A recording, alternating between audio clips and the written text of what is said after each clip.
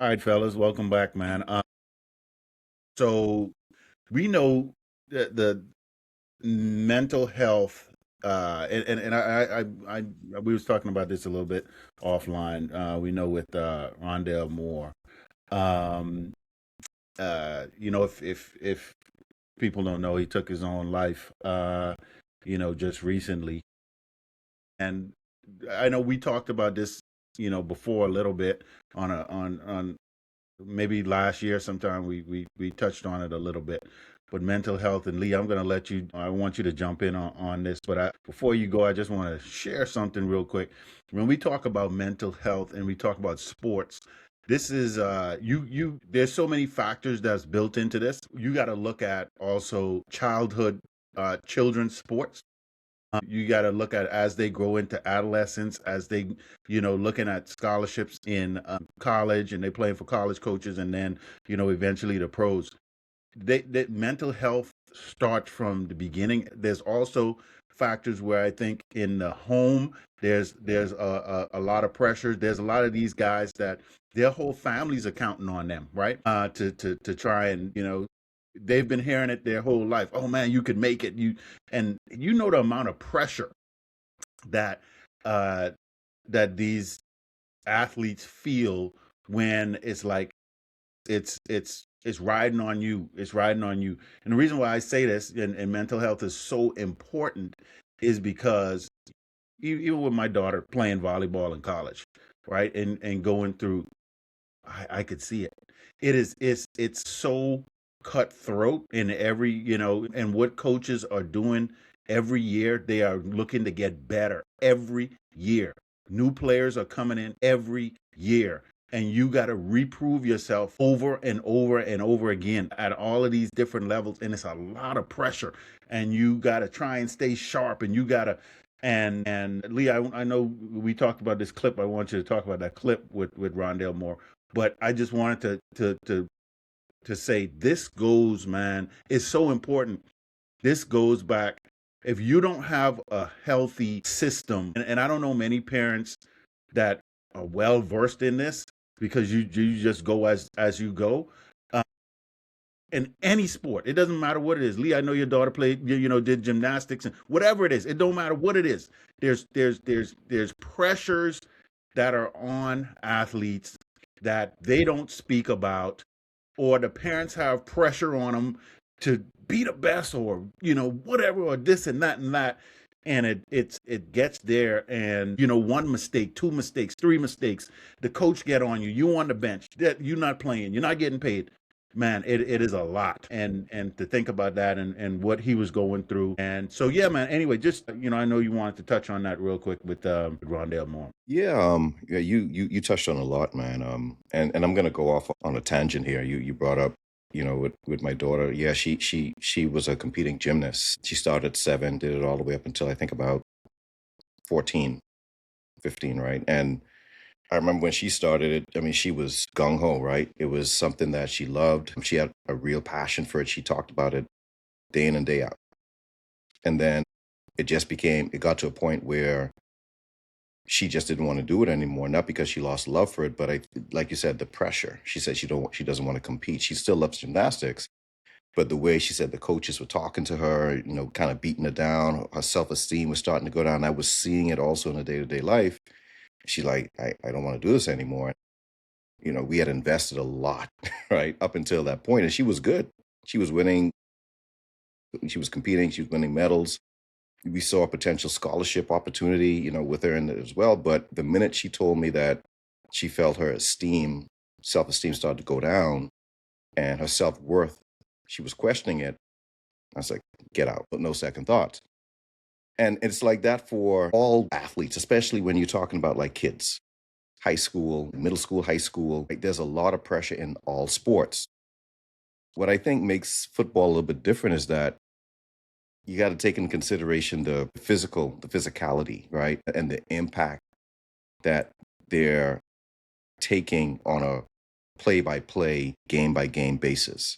And we're talking about head traumas, right? Concussions and the hits, the body aches, the chronic pain that starts to develop, all of that other stuff starts to compound.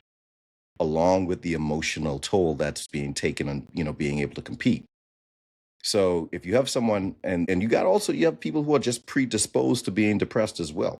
Mhm. Okay, just athleticism and competition aside, they're just kind of predisposed to that. So you got all of these different nuances and situations that can create a psychosis where someone feels like it's not worth it anymore. Mind you, we're less than 16 weeks away from Marshawn Nealon killing himself.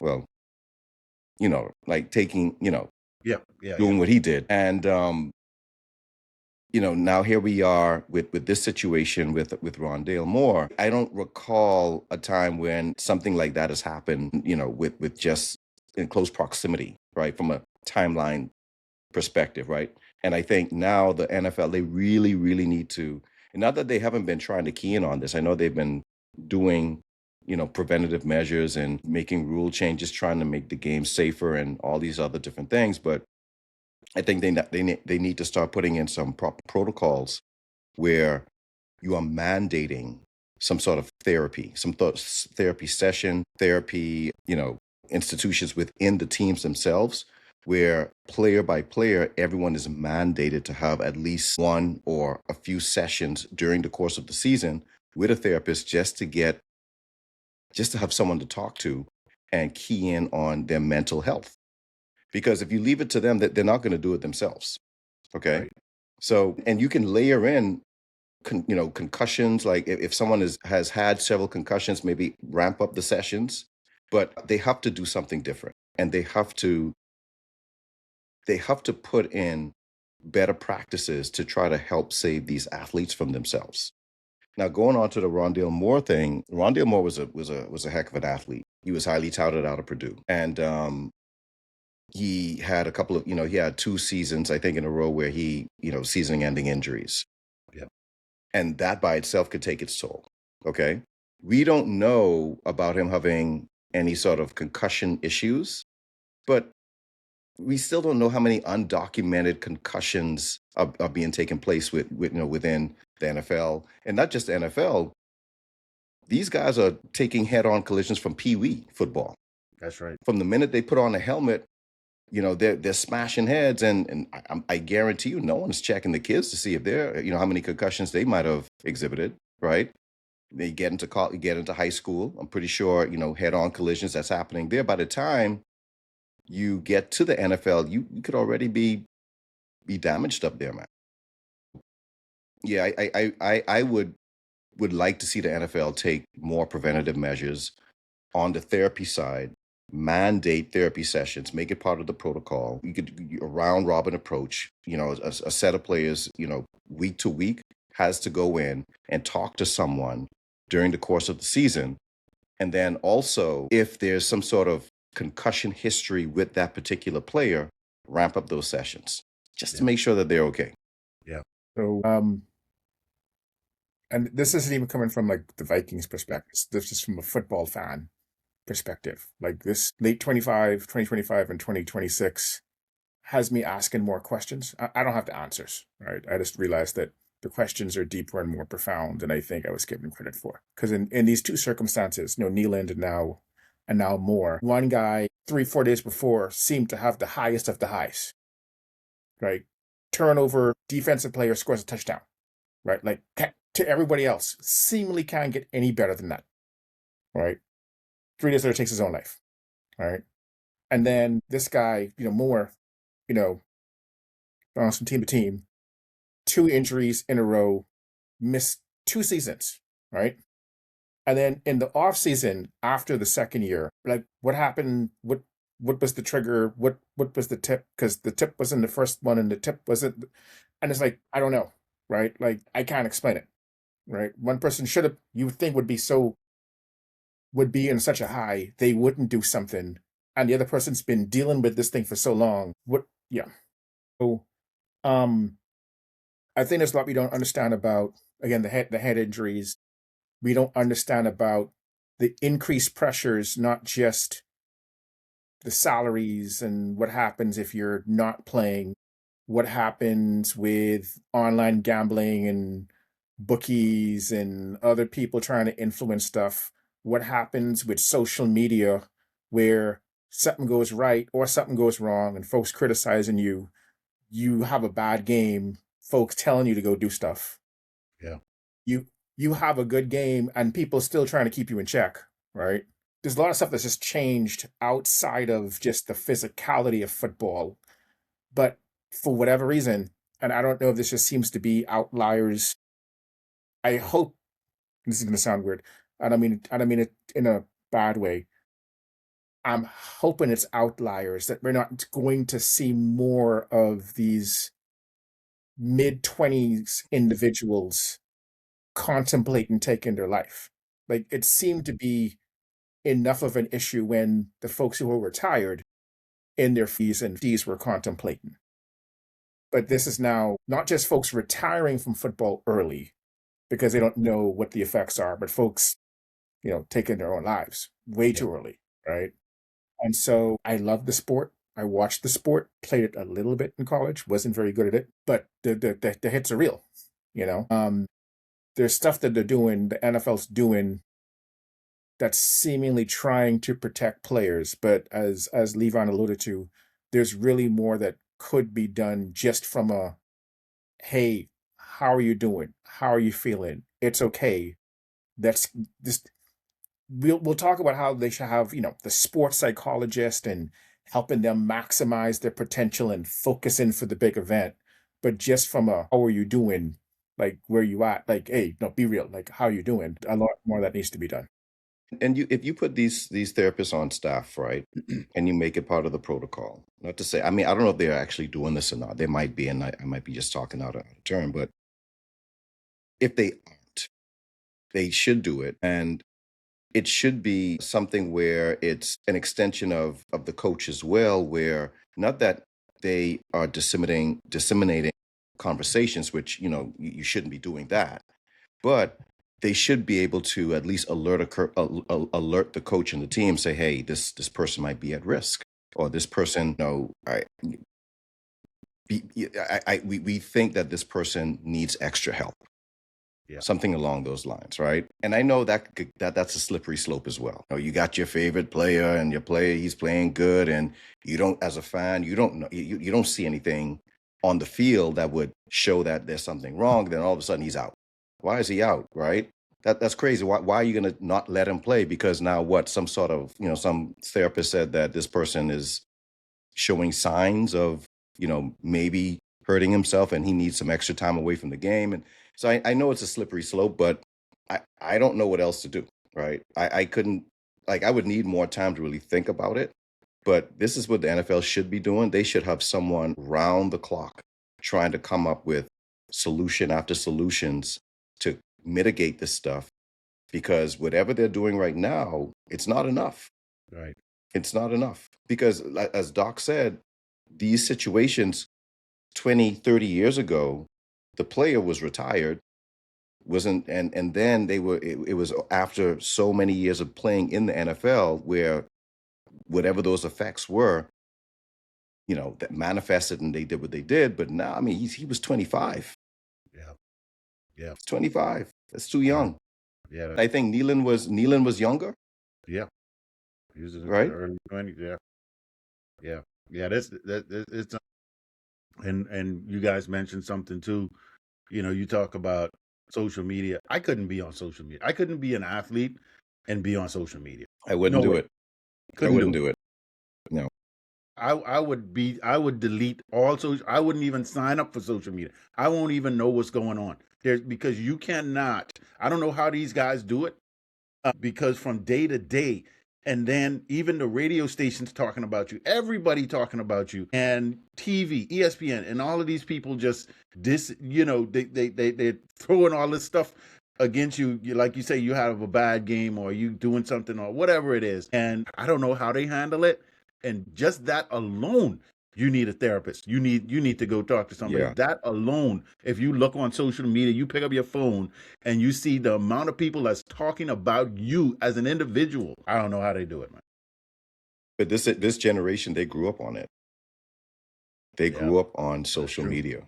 Yeah. This is all they know. Oof. But This is that's how they tough. connect. This is how they communicate. This is how they socialize, literally. So Wow. they Yeah, don't know anything else. that is true. Yeah, I'm the oldest of the group. I am of the generation that didn't have this growing up. So it's easy to turn off because I lived most of my life without having the ability to do it because this didn't exist. You'll hear like psychologists talking about just the human condition, right? And like we're social, but we tend to be in these groups of like 300 to 500. That's why if you meet too many people, you start to forget other people's names.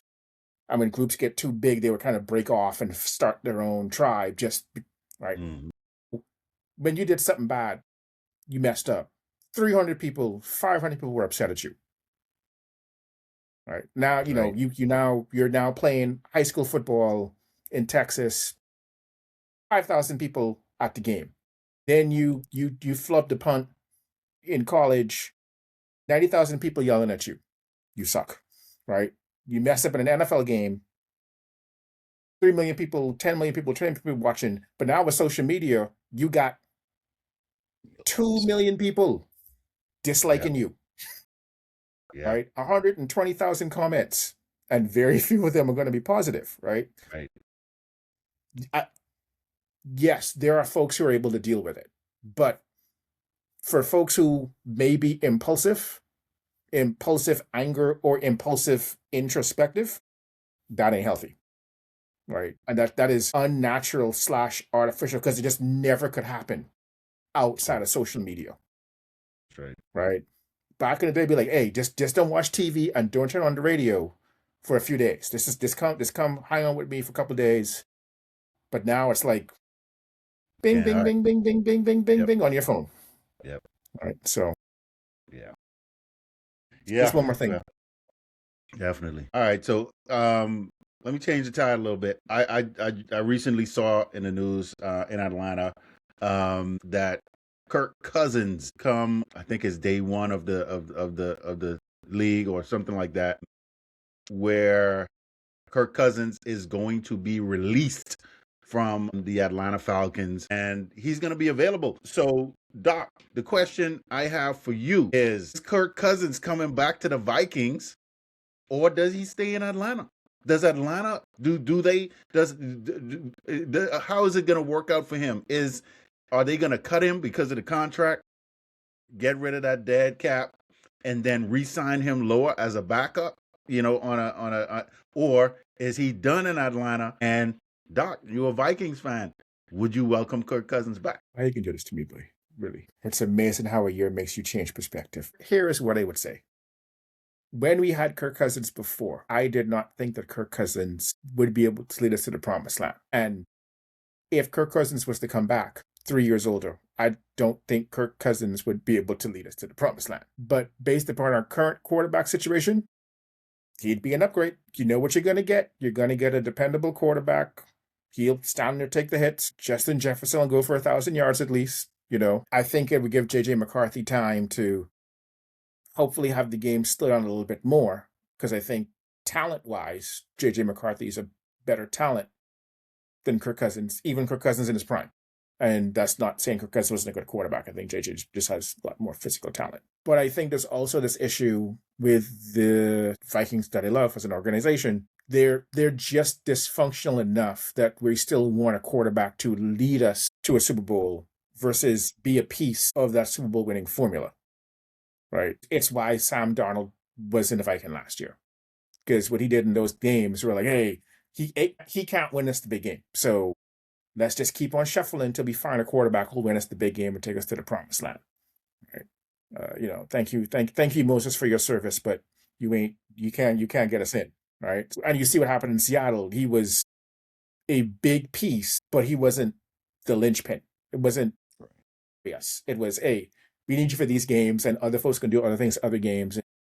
If they'll let us run the ball all day long, we'll just run the ball all day long, right? And so yeah, with humility and grace, just understand the situation. Hey, if Cousins is available, and that is the best we could do, then that's the best we can do, because I think he would be an upgrade over JJ McCarthy starting into the season. Now, if JJ has a great offseason, then you get the sage veteran to help him on the sidelines as Cousins to carrying the clipboard.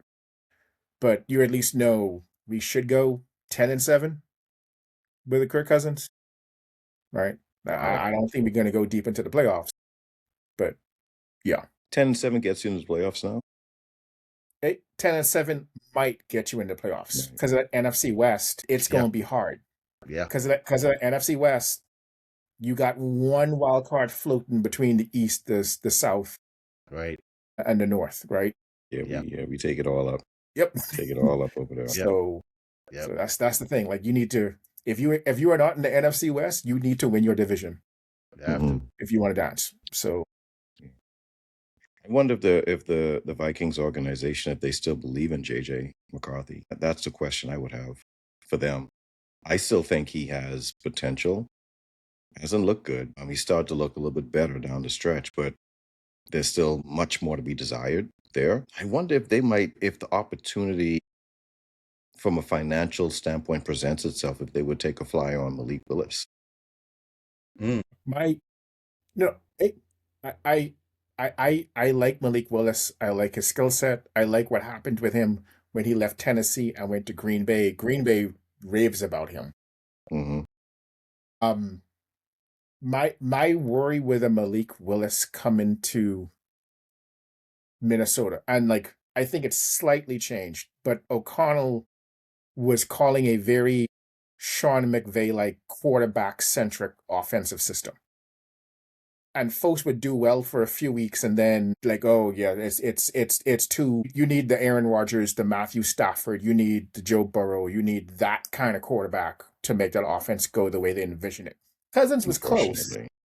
Cousins was close, but not quite that guy, right? And I don't know if Malik Willis is that. Now, you put Malik Willis in Indianapolis, you put Malik Willis in Seattle, right? Like they roll in. Slightly different offensive system, but they roll in, right? I don't know if Malik Willis is a drop back 40 times a game and sling it type guy, right? But you took Matthew Stafford and put him in Minnesota, that offense ain't changing, right? It's just different color. But like it's right. And so at the end of the season, when Brosmer had to start again, and we won a game with 3 net yards passing, and I actually saw O'Connell call a game for a quarterback who's just not that kind of quarterback. I do have some hope he could actually change the way we call plays to help the quarterback grow. But we need to then improve the running game to give the quarterback something to lean on. The defense is good enough, right? But we need to help the quarterback with the running game a bit more. You know, you put Matthew Stafford in Minnesota, I guarantee you, Justin Jefferson having 2,000 yards. Easy. He will have a 2,000 yard season. Yeah. But ain't Stafford got like, is he the quarterback who feeds these receivers, these like Yeah. Oh yeah. That's why I say that. Yeah. He's the guy. Yeah. So yeah. All right. I can dream. Yeah, that ain't happening. Yeah. That ain't. Yeah, it's not gonna happen. Speaking of quarterbacks, there's some quarterbacks I believe that are on the hot seat, man. You look at the contract situation going on now with Pickens in Dallas. So it looks like Stephen Jones just said today that they're gonna franchise tag him. He already said that. So that's going to happen. And so we expect that to be a blow up. But from the quarterback position, Dak Prescott, you got paid all your money. You don't make the playoffs. You had your standoff with Jerry Jones for your contract. You got your contract. Cowboys, great offense. You got your 2 receivers. You just signed your running back to an extension. He's going to be there long term. All right. We know you got defensive issues. But is Dak Prescott on the hot seat? What do you guys think? Like from that perspective, like can he really take his team to the next level, or can he rise? Can Dak Prescott rise, or is he on the hot seat, man? Doc, what's your take on that? You in Dallas? Man, hey, I don't want to say he float he walking on the water. They don't blame Dak for this past season. They don't blame Dak for that. No, so here's the big situation, right? They are paying a disproportionate amount of money on offense to relatively few players. It is very top heavy, right? You're paying Dak 60, CD like 35. You're gonna have to pay Pickens at least 30, right? Like the agents like we ain't even listening if there's a 20 at the beginning per year, right? Like it's gonna have to be at least 30. But so they're gonna have to cut, robbing Peter to pay Paul. They gotta be efficient with the defense. Now with Christian Parker, I think they have an innovative young defensive guy. They're gonna I think they're gonna scheme and get some players to fit his scheme. He's really good with teaching people and them understand what's going to go on. So I think the defense is going to be okay next year, probably top 10 to top 15 in 2 years, right? Which would be like the last year of Dak Prescott's contract.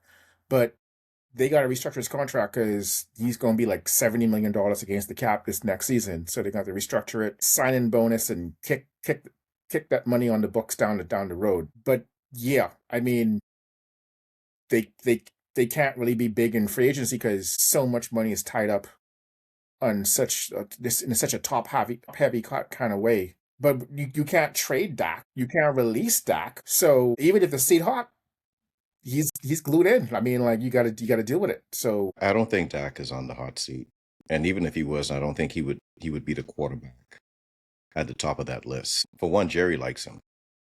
Jerry likes Dak. Dak is a made man in Dallas with Jerry. So when you in Jerry's good graces, you're not going anywhere unless you have a precipitous drop in terms of your contributions to the team. And Dak hasn't really shown a drop off. Right. So I think he's fine. I don't think he's on the hot seat. I think the quarterback I would put up there would be CJ Stroud. Yeah.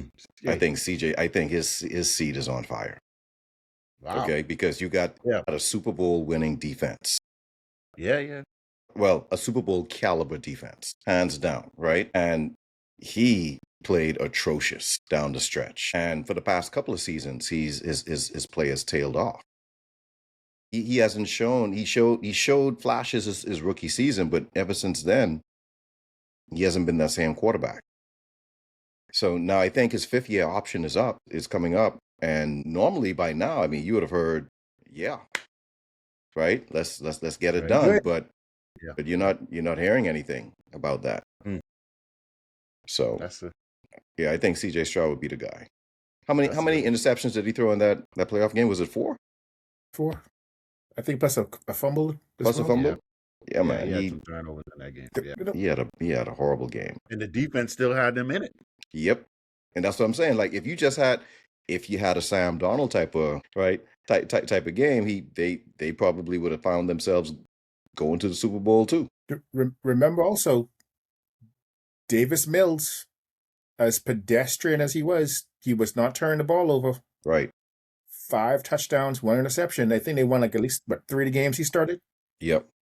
So I mean, the hot seat is extremely hot. The way they're built, and Houston is exactly like Doc said. Like they don't need a quarterback to save them. They just need the quarterback not to get them behind the 8 ball. Yeah. Just take care of the ball, make the plays that's there, and then let the defense handle the rest. Yeah.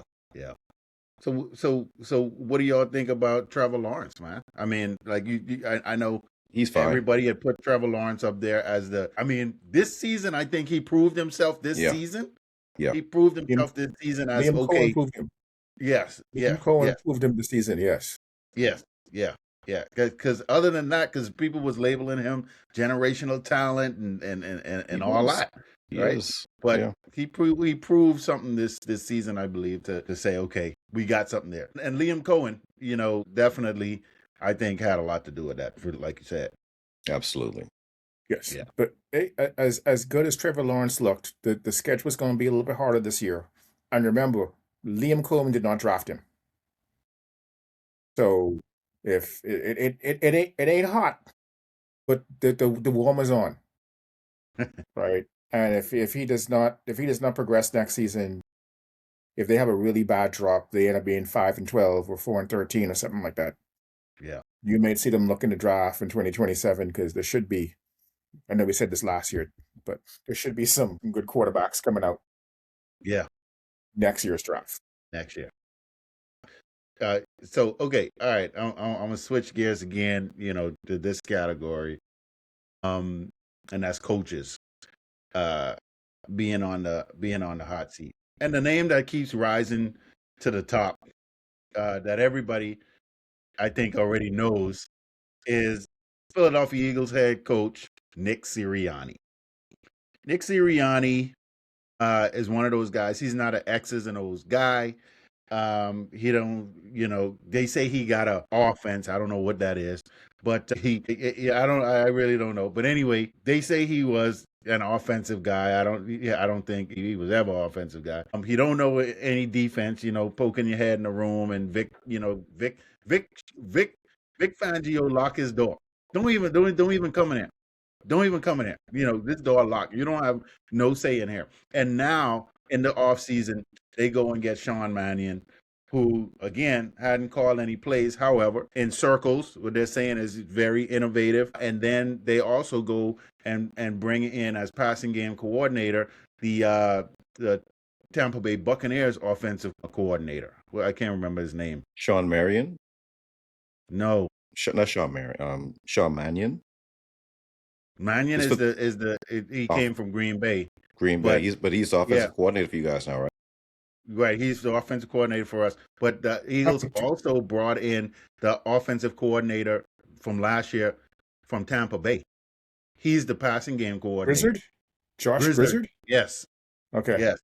So he's the passing game coordinator in that kind of scheme. He's called plays before. He knows the same kind of scheme that they ran in Green Bay. He's familiar with that. So Nick Sirianni, man, is and I believe 100% is he can't have no 3-game losing streak. He can't have no 3-game losing streak. If he have a 3-game losing streak, I He think out. mid-season he's gone. He's He's gone. out. He's gone. So, he is playing. I mean, he's going to be, I can't even say coaching for his life because I don't know. So he's there for his life right now. So he counting on Vic and Mannion to save him, because the minute things go down, and I know the Eagles, and I know how he got this all set up. Yeah, you do. He God forbid How, it's a 3-game losing streak. He out. how we He ready? out. I think how we Are you ready? ready? Yeah. Yeah. Oh yeah. Oh yeah. You ready? How he's been ready. So expectations high in Philly. How the fan base is. You know how we go. And if you have a slow start, you're gone. That's all I got Right. to say on it. I don't see Nick getting past midseason with you guys. I don't see Yeah. it. Yeah. Yeah. Same. I mean, and So then and I think the story this week was everyone's talking about the whole AJ Brown thing, right? yeah. Which it's a thing, but not a thing. It's so weird because it's not as if he's done anything flagrant, Right. right? Yeah. But there's this underlying tone of they're just not meshing internally, and Nick is like right at the center of all of that. Again, offensive, acumen aside, put that to the side. He was supposed to be this player's coach, right? He Right. was the guy Yeah. that connected with the players. They, galvanize everyone, get them together, and it's been the complete opposite of that. Yeah. Yeah. So yeah, I don't know if AJ is going to be there next season. If I had a choice, and if I was the GM, and it was like get rid of Nick or get rid of AJ, Nick would be the one that's gone. Nick gone. Yeah. Yeah, get rid of That's Nick. easy Yeah, for me. get rid Yeah. of Nick. Nick out of here. Don't forget your offensive line coach, Stoutland. Stoutland is gone. He retired too. So Yeah. that running game that had some issues because of the lack of creativity with the play calling last year is not going to be as stout as it typically is. So that's another blow to Yeah, the offense.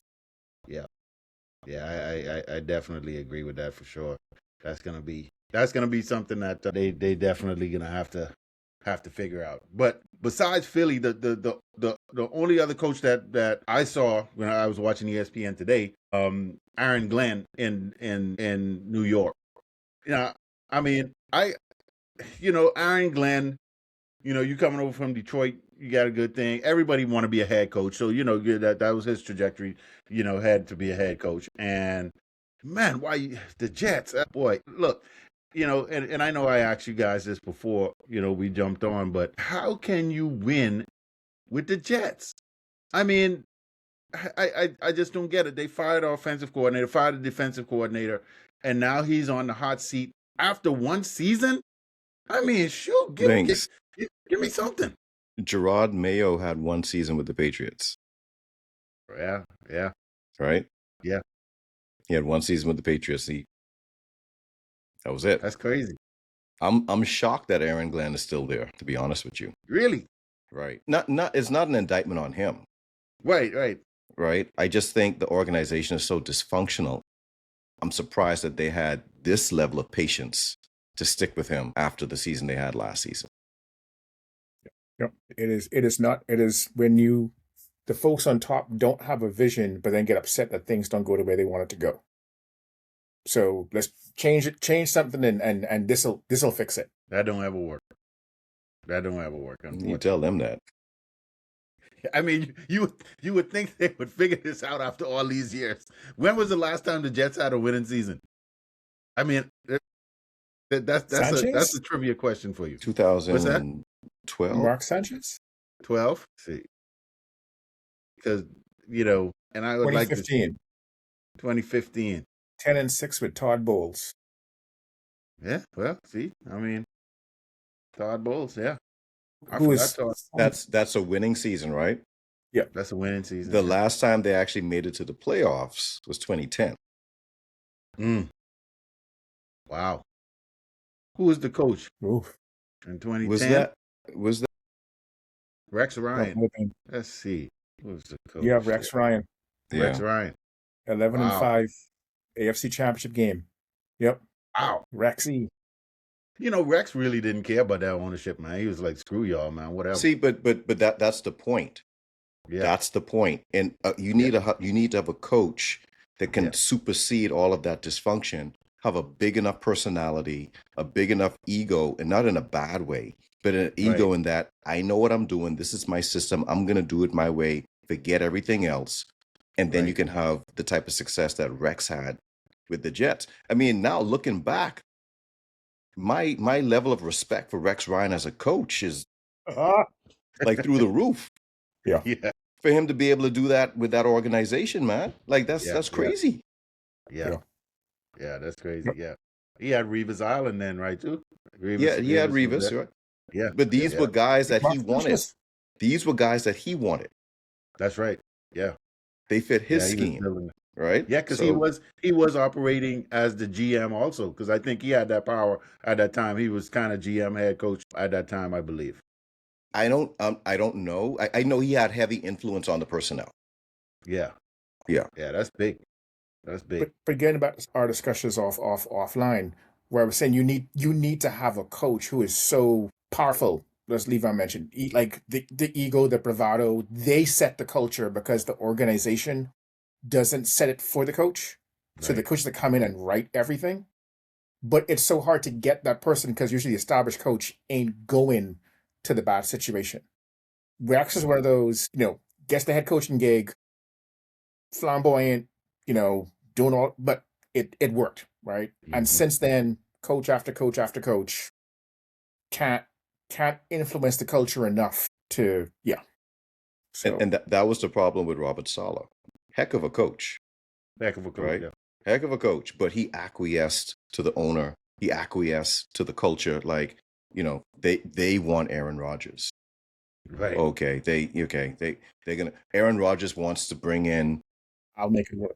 He wants to bring in his guys. Yeah. Right. And this was even before Devon. Like, I think I could see the player number 18 for the Packers back in the day. Forgot his name, but he was over the hill. Randall Cobb. Randall Cobb. Yep. right? And then First year, right? Aaron Rodgers wanted Randall Cobb on the team. Randall Cobb, he was Yeah. a decent player back in the day, but In the he day, wasn't yeah. going to be a major Yeah. contributor to it. But they got him. They picked him up. Yeah. And then don't forget who the OC was, Nathaniel Hackett. Trash. Yeah. Trash. He didn't Yeah. know what he was doing. So Right. Robert Saleh he wasn't set up for success, and he didn't have the type of personality to supersede all of that mess. Yeah. Yeah. Yeah, that makes sense. That makes sense. Yeah, this is going to be interesting with these coaches in the next couple weeks. I know free agency starts March 11th. So we're gonna see some big movement going on. Combine just started, and so we'll catch up on the combine, see what's going on there, see who's hot, what's what some of these 40 times look like, see the athleticism of some of these guys. That's all everybody care about. What's going on? That's all everybody care about is the 40 time. For 40 How fast times, can he yes, run? yeah. Before we jump off, I did hear something today where they said in Cleveland, Shador Sanders needs to be worried because Cleveland is talking to all the quarterbacks. They got a bunch of quarterbacks on their list that they're going to be talking. Any shock, any surprise there? What's going to happen with Dylan Gabriel? I see Dylan Gabriel as the odd man out. He was definitely what was the coach's name? Stefanski. That was a Stefanski. He was his guy. I do think they're going to do their due diligence on the quarterback side, but I would expect Sanders to be the day one starter next season. Does he stay the starter? Does he hold it for the remainder? I don't know, but I would expect him to be the starter next season. Come week. Realize that Monken did not draft Shador Sanders or Dylan Gabriel. I'm sorry. Wait. Sorry, Doc. My bad. I got to take all that back. I keep forgetting. Thank you for adding that back. I got to take that back. Seriously, because Watson's going to be healthy. Watson is going to be back. That is true. He's going to be healthy, yeah. Right? He's going to be healthy. Okay.